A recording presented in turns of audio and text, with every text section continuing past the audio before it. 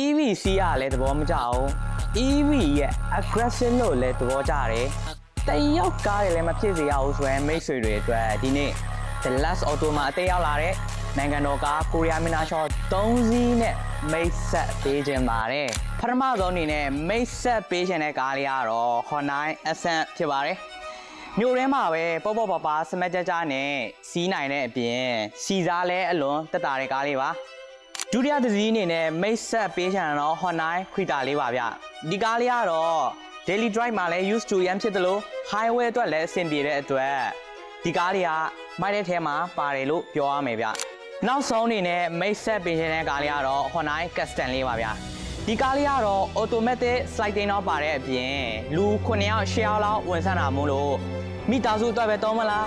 ကိုရဲမိတ်ဆွေတငယ်ချင်းနဲ့ပဲခရီးထွက်မလားရုံးအတွက်ပဲသုံးမလားအရန်တင့်တော်တဲ့ကားလေးဖြစ်ပါတယ်ကျော်ရှင်းပြထားတဲ့ကားလေးတွေကတော့လူကြိုက်များပြီးရောင်းကုန်ကားလေးတွေဖြစ်ပါတယ်